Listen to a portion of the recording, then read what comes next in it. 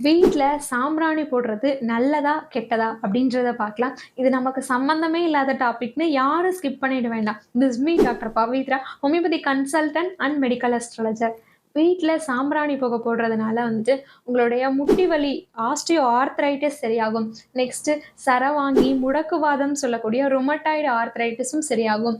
Asthma, allergy, respiratory disease எல்லாமே குணமாகும். என்ன டாக்டர் சொல்றீங்க? ஒரு சாம்பிராணி புகை போடுறதுனால முட்டி வலி எப்படி டாக்டர் சரியாகும்? அப்படின்னு உங்களுக்கு தோணுதா? சாம்பிராணி புகை போடுறதுல ஃபர்ஸ்ட் ரூல்ஸ் என்னன்னு கேட்டீங்கன்னா, கம்ப்யூட்டர் சாம்பிராணி, இன்ஸ்டன்ட்டா இருக்க கடையில வைக்கிற சாம்பிராணி போடக்கூடாது.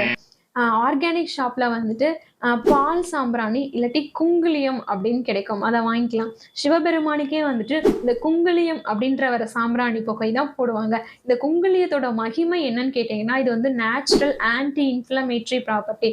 ஸோ உடல்ல இருக்க இன்ஃப்ளமேஷன் எல்லாத்தையுமே இது வந்து இந்த குங்குலியம் கம்மி பண்ணிடும். நெக்ஸ்ட்டு வந்துட்டு ஹோமியோபதியில இந்த ஆஸ்டியோ ஆர்த்ரைட்டிஸ், முடக்குவாதம்னு சொல்லி வரவங்களுக்கு, நாங்க இந்த குங்குலியம்லேருந்து ப்ரிப்பேர் பண்ற ஹோமியோபதி மெடிசின்ஸ் தான் குடுக்குறோம். இந்த மாரி இன்ட்ரஸ்டிங்கான வீடியோஸ்க்கு என்ன ஃபாலோ பண்ணிடுங்க. Thank you so much.